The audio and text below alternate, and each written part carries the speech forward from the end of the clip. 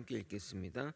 늙은이를 꾸짖지 말고 권하되 아버지에게 하듯 하며 젊은이에게는 형제에게 하듯 하고 늙은 여자에게는 어머니에게 하듯 하며 젊은 여자에게는 온전히 깨끗함으로 자매에게 하듯 하라. 참 과부인 과부를 존대하라. 만일 어떤 거부에게 자녀나 손자들이 있거든 그들로 먼저 자기 집에서 효를 행하여 부모에게 보답하기를 배우게 하라. 이것이 하나님 앞에 받으실 만한 것이니라. 참 과부로서 외로운 자는 하나님께 소망을 두어 주야로 항상 간구와 기도를 하거니와. 향락을 좋아하는 자는 살았으나 죽었느니라. 함께 읽겠습니다. 내가 또한 이것을 명하여 그들로 책망 받을 것이 없게 하라. 아멘. 지난 설교를 간단하게 정리하면 바울은 디모데에게 훈련한 경건을 가르치라고 명령하며 그 명령에 합당한 권위를 가지라고 말합니다. 그러면서 합당한 권위를 가지는 방법으로 믿음의 본이 될 것을 권면합니다. 아마도 디모데는 하나님으로부터 가르치고 사람과 교회를 세우는 은사를 받았던 것 같습니다. 하나님의 부르심이 확실하다면 계속해서 정진해 나가면 됩니다. 그러면 하나님이 더하여 주실 것입니다. 그러나 무작정 앞만 보고 나아가면 안 됩니다. 자신과 그 가르침을 매일 점검하며 나아가야 합니다. 말씀에 자신의 삶을 비추는 것이 없다면 정작 자신의 가르침에 다른 이들은 구원받아도 자신은 구원과는 먼 삶이 될 수 있습니다. 오늘은 목회자가 다양한 그런 세대별의 사람들에게 어떻게 대해야 하는지 실질적인 가르침을 담고 있습니다. 그 중에 취약계층인 과부에 관한 보살핌을 자세히 다루고 있는데 참 과부의 조건과 상황을 살펴보고 과부로서 어떻게 하는 것이 하나님의 뜻에 부합되는지 살펴보도록 하겠습니다. 오늘도 말씀에 은혜 받는 시간이 되길 예수님의 이름으로 소망합니다. 본문 5장 1절과 2절은 남녀노소 각 연령층의 성도들을 대하는 목회자의 자세와 태도를 다루고 있습니다. 1절을 읽겠습니다. 늙은이를 꾸짖지 말고 권하되 아버지에게 하듯 하며 젊은이에게는 형제에게 하듯 하고. 먼저 늙은이를 꾸짖지 말고 부드러운 말로 권하되 목회자의 태도는 아버지를 대하듯이 대하라고 말하고 있습니다. 여기서 늙은이는 말 그대로 나이 많은 어른을 말합니다. 그가 배움이 약할지라도 또 신분이 낮을지라도 절대 꾸짖어서는 안 될 것입니다. 사실 나이 드신 뿐만 아니라 모든 이야기에 꾸짖는 것은 좋은 결과를 이끌어내기 힘듭니다. 물론 목회자는 성도들이 바르게 나아가도록 이끌어야 하는 책임이 있기에 적절한 교훈을 주어야 하지만 공격적인 언사나 또는 자존심을 꺾는 언사로 대해서는 절대 원하는 방향대로 이끌어 갈 수 없습니다. 오히려 그렇게 말하는 것보다 기도하며 성령님의 일하심을 기대하는 것이 더 나을 것입니다. 이어 사도 바울은 젊은이는 형제처럼 대하라고 말하고 있습니다.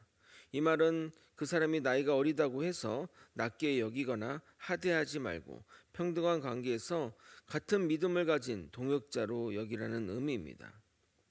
물론 목회자의 정체성을 유지하면서 그들을 한 형제처럼 사랑과 관용으로 대해야 할 것입니다. 2절을 보겠습니다. 늙은 여자에게는 어머니에게 하듯 하며 젊은 여자에게는 온전히 깨끗함으로 자매에게 하듯 하라. 사도 바울은 늙은 여자는 늙은 남자같이 꾸짖지 말고 권하되 친어머니처럼 대하라고 권면합니다. 그리고 젊은 여자는 젊은 남자처럼 자매에게 하듯 대하라고 권하면서 한 걸음 더 나아가 온전히 깨끗함으로 대하라고 권면합니다. 의외로 성스러운 교회 안에서 성적인 문제가 자주 발생합니다. 그 이유는 이 영적으로 친밀한 것이 세상에서의 어떤 친밀감과는 비교할 수 없는 친밀감을 주기 때문입니다. 그래서 그리스도인들이 배우자를 고를 때 신앙을 가장 우선하라고 하는 이유가 바로 이런 이유입니다. 그러므로 영적으로 같은 것을 공유하는 남녀가 서로 끌리는 것은 당연합니다. 미혼인 청춘 남녀가 그렇다면 그리 문제될 것이 없지만 가끔 결혼한 자들이 이러한 끌림을 따라 문제를 일으키기에 철저히 신경 써야 하는 것입니다. 이것은 누구도 예외될 수 없습니다. 그래서 남자 목회자는 여자 성도와의 개인적인 만남을 가져서는 안 됩니다. 저는 항상 성도들을 신방할 때 아내와 같이 신방하고, 아내가 상황이 안 되면 손목사와 함께 신방을 합니다. 저를 믿지 못해서 말입니다. 남녀 사이에는 온전하게 깨끗해져야 합니다.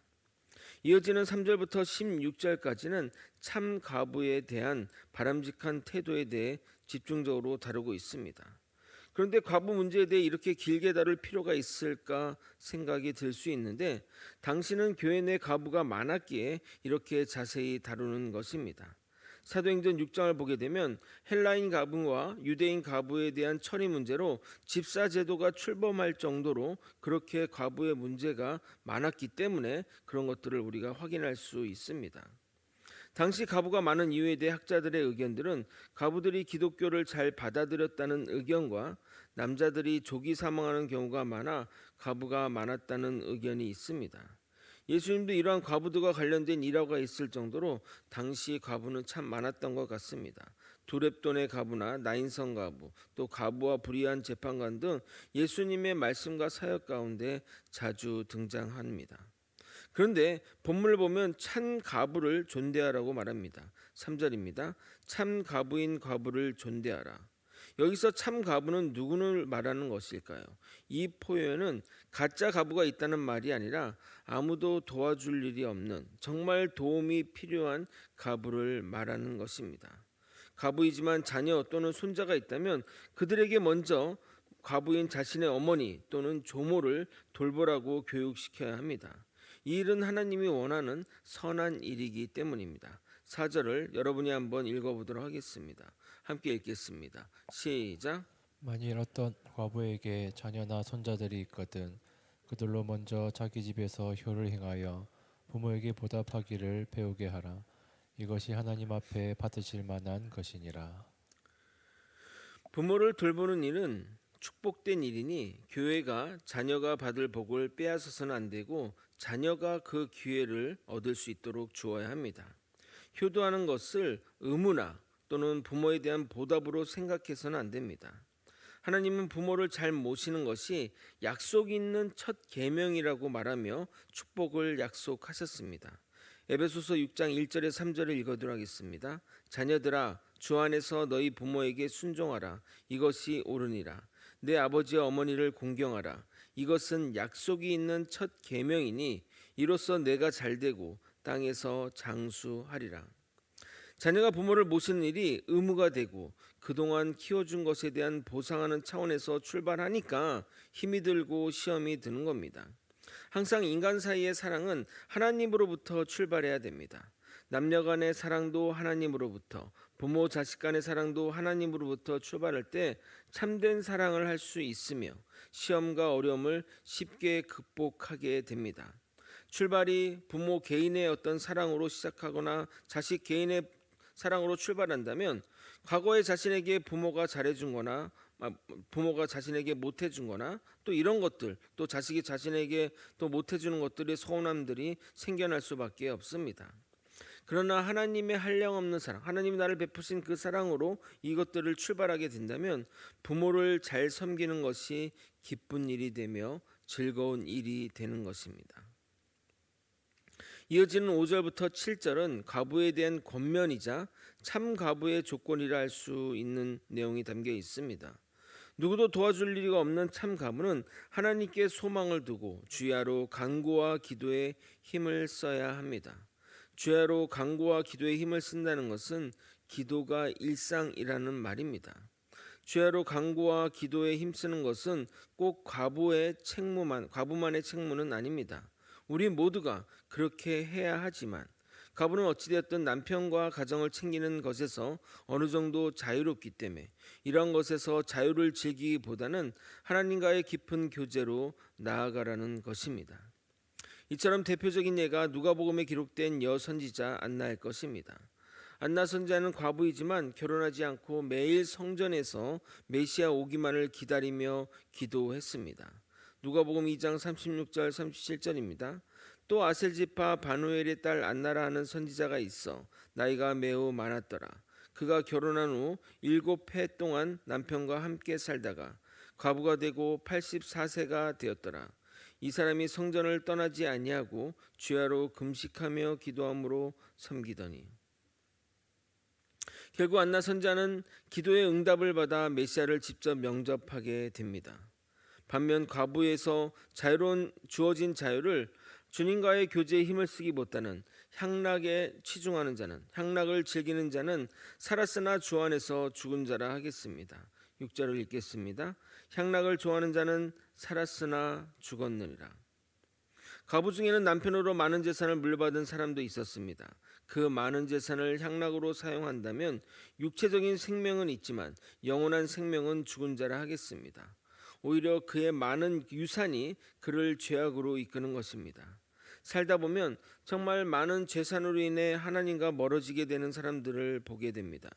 돈이 많다는 것은 유혹이 많다는 것과 동일한 것입니다. 우리가 사는 이 세상은 돈이 많으면 죄짓기 딱 좋은 세상입니다.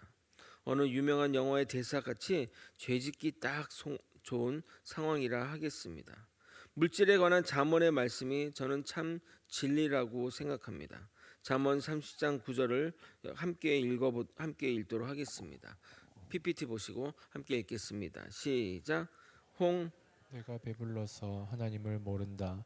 여호와가 누구냐 할까 하오며 혹 내가 가난하여 도둑질하고 내 하나님의 이름을 욕되게 할까 두려워함이니이다.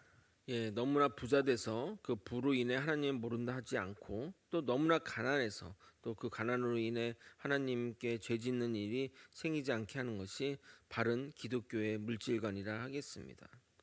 디모데는 이러한 것을 가르쳐 그들이 사람으로부터 하나님으로부터 책망받을 자가 없는 자가 되게 해야 할 것입니다.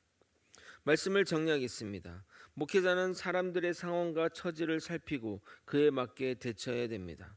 바울은 전반적인 차원에서 대처 방안을 이야기했지만 개개인의 상황이 다 다르기에 성도가 100명이면 100명에 맞는 대처 방안이 있어야 할 것입니다.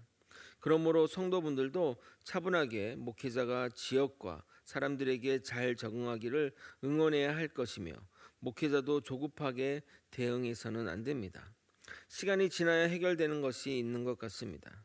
제가 이런 이야기를 하는 이유가 이제 제가 이곳에 온 지 3년 차가 되니 어느 정도 지역과 사람들에게 적응해 가기 때문에 말씀드리는 겁니다. 여기에 하나를 더하면 교회와 목회자는 사회적 약자에 관한 관심을 가져야 합니다. 하나님이 우리를 교회로 부르신 이유가 바로 이런 분들에 대한 관심과 사랑을 더하라는 이유 때문입니다. 이런 사회적 약자를 돌보고 하는 것은 하나님의 관심사임을 알고 교회가 이 일에 나서야 합니다. 오늘도 주야로 주님께 강보와 기도로 나아가는 저와 여러분이 되시길 예수님의 이름으로 축원드립니다. 기도하시겠습니다. 하나님의 뜻을 따라 맡겨진 사람들에게 최선을 다해 섬기고 봉사하며 그들을 믿음으로 바로 세울 수 있도록 이끌어 주시옵소서. 우리 모두 하나님의 마음을 품고 각자에게 맡겨진 사람들을 아버지 사명자가 되어 그들을 믿음으로 굳건하게 나아갈 수 있도록 이끌어 주시옵소서. 하나님의 부르심에는 후회가 없습니다. 우리의 모든 일들이 주님의 뜻임을 기억하며 하나님의 그 사명을 붙들고 나아가는 우리 모두가 될 수 있도록 역사하여 주시옵소서. 이 모든 것 사랑이 많으신 예수 그리스도 이름으로 기도드립나이다. 아멘.